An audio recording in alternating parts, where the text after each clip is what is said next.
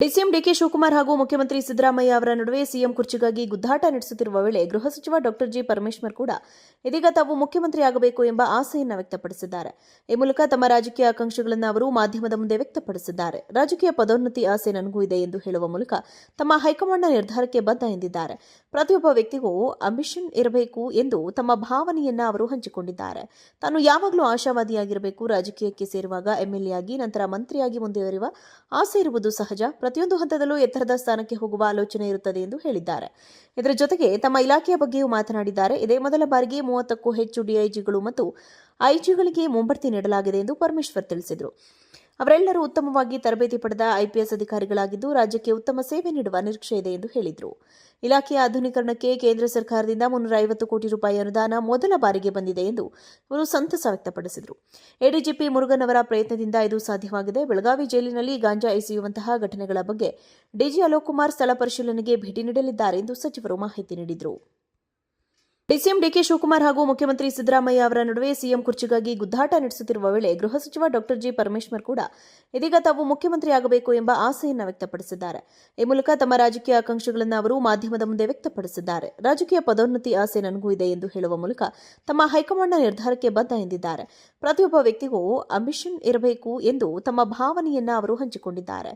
ತಾನು ಯಾವಾಗಲೂ ಆಶಾವಾದಿಯಾಗಿರಬೇಕು, ರಾಜಕೀಯಕ್ಕೆ ಸೇರುವಾಗ ಎಂಎಲ್ಎ ಆಗಿ ನಂತರ ಮಂತ್ರಿಯಾಗಿ ಮುಂದುವರಿಯುವ ಆಸೆ ಇರುವುದು ಸಹಜ. ಪ್ರತಿಯೊಂದು ಹಂತದಲ್ಲೂ ಎತ್ತರದ ಸ್ಥಾನಕ್ಕೆ ಹೋಗುವ ಆಲೋಚನೆ ಇರುತ್ತದೆ ಎಂದು ಹೇಳಿದ್ದಾರೆ. ಇದರ ಜೊತೆಗೆ ತಮ್ಮ ಇಲಾಖೆಯ ಬಗ್ಗೆಯೂ ಮಾತನಾಡಿದ್ದಾರೆ. ಇದೇ ಮೊದಲ ಬಾರಿಗೆ 30ಕ್ಕೂ ಹೆಚ್ಚು ಡಿಐಜಿಗಳು ಮತ್ತು ಐಜಿಗಳಿಗೆ ಮುಂಬಡ್ತಿ ನೀಡಲಾಗಿದೆ ಎಂದು ಪರಮೇಶ್ವರ್ ತಿಳಿಸಿದರು. ಅವರೆಲ್ಲರೂ ಉತ್ತಮವಾಗಿ ತರಬೇತಿ ಪಡೆದ ಐಪಿಎಸ್ ಅಧಿಕಾರಿಗಳಾಗಿದ್ದು ರಾಜ್ಯಕ್ಕೆ ಉತ್ತಮ ಸೇವೆ ನೀಡುವ ನಿರೀಕ್ಷೆ ಇದೆ ಎಂದು ಹೇಳಿದರು. ಇಲಾಖೆಯ ಆಧುನೀಕರಣಕ್ಕೆ ಕೇಂದ್ರ ಸರ್ಕಾರದಿಂದ 350 ಕೋಟಿ ರೂಪಾಯಿ ಅನುದಾನ ಮೊದಲ ಬಾರಿಗೆ ಬಂದಿದೆ ಎಂದು ಇವರು ಸಂತಸ ವ್ಯಕ್ತಪಡಿಸಿದರು. ಎಡಿಜಿಪಿ ಮುರುಗನ್ ಅವರ ಪ್ರಯತ್ನದಿಂದ ಇದು ಸಾಧ್ಯವಾಗಿದೆ. ಬೆಳಗಾವಿ ಜೈಲಿನಲ್ಲಿ ಗಾಂಜಾ ಎಸೆಯುವಂತಹ ಘಟನೆಗಳ ಬಗ್ಗೆ ಡಿಜಿ ಅಲೋಕ್ ಕುಮಾರ್ ಸ್ಥಳ ಪರಿಶೀಲನೆಗೆ ಭೇಟಿ ನೀಡಲಿದ್ದಾರೆ ಎಂದು ಸಚಿವರು ಮಾಹಿತಿ ನೀಡಿದರು. ಡಿಸಿಎಂ ಡಿಕೆ ಶಿವಕುಮಾರ್ ಹಾಗೂ ಮುಖ್ಯಮಂತ್ರಿ ಸಿದ್ದರಾಮಯ್ಯ ಅವರ ನಡುವೆ ಸಿಎಂ ಕುರ್ಚಿಗಾಗಿ ಗುದ್ದಾಟ ನಡೆಸುತ್ತಿರುವ ವೇಳೆ ಗೃಹ ಸಚಿವ ಡಾಕ್ಟರ್ ಜಿ ಪರಮೇಶ್ವರ್ ಕೂಡ ಇದೀಗ ತಾವು ಮುಖ್ಯಮಂತ್ರಿ ಆಗಬೇಕು ಎಂಬ ಆಸೆಯನ್ನು ವ್ಯಕ್ತಪಡಿಸಿದ್ದಾರೆ. ಈ ಮೂಲಕ ತಮ್ಮ ರಾಜಕೀಯ ಆಕಾಂಕ್ಷೆಗಳನ್ನು ಅವರು ಮಾಧ್ಯಮದ ಮುಂದೆ ವ್ಯಕ್ತಪಡಿಸಿದ್ದಾರೆ. ರಾಜಕೀಯ ಪದೋನ್ನತಿ ಆಸೆ ನನಗೂ ಇದೆ ಎಂದು ಹೇಳುವ ಮೂಲಕ ತಮ್ಮ ಹೈಕಮಾಂಡ್ನ ನಿರ್ಧಾರಕ್ಕೆ ಬದ್ಧ ಎಂದಿದ್ದಾರೆ. ಪ್ರತಿಯೊಬ್ಬ ವ್ಯಕ್ತಿಗೂ ಅಂಬಿಷನ್ ಇರಬೇಕು ಎಂದು ತಮ್ಮ ಭಾವನೆಯನ್ನ ಅವರು ಹಂಚಿಕೊಂಡಿದ್ದಾರೆ.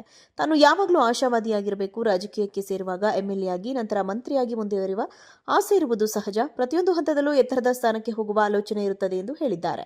ಇದರ ಜೊತೆಗೆ ತಮ್ಮ ಇಲಾಖೆಯ ಬಗ್ಗೆಯೂ ಮಾತನಾಡಿದ್ದಾರೆ. ಇದೇ ಮೊದಲ ಬಾರಿಗೆ 30ಕ್ಕೂ ಹೆಚ್ಚು ಡಿಐಜಿಗಳು ಮತ್ತು ಐಜಿಗಳಿಗೆ ಮುಂಬಡ್ತಿ ನೀಡಲಾಗಿದೆ ಎಂದು ಪರಮೇಶ್ವರ್ ತಿಳಿಸಿದರು. ಅವರೆಲ್ಲರೂ ಉತ್ತಮವಾಗಿ ತರಬೇತಿ ಪಡೆದ ಐಪಿಎಸ್ ಅಧಿಕಾರಿಗಳಾಗಿದ್ದು ರಾಜ್ಯಕ್ಕೆ ಉತ್ತಮ ಸೇವೆ ನೀಡುವ ನಿರೀಕ್ಷೆ ಇದೆ ಎಂದು ಹೇಳಿದರು.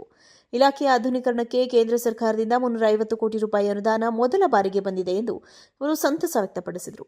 ಎಡಿಜಿಪಿ ಮುರುಗನ್ ಅವರ ಪ್ರಯತ್ನದಿಂದ ಇದು ಸಾಧ್ಯವಾಗಿದೆ. ಬೆಳಗಾವಿ ಜೈಲಿನಲ್ಲಿ ಗಾಂಜಾ ಎಸೆಯುವಂತಹ ಘಟನೆಗಳ ಬಗ್ಗೆ ಡಿಜಿ ಅಲೋಕ್ ಕುಮಾರ್ ಸ್ಥಳ ಪರಿಶೀಲನೆಗೆ ಭೇಟಿ ನೀಡಲಿದ್ದಾರೆ ಎಂದು ಸಚಿವರು ಮಾಹಿತಿ ನೀಡಿದರು.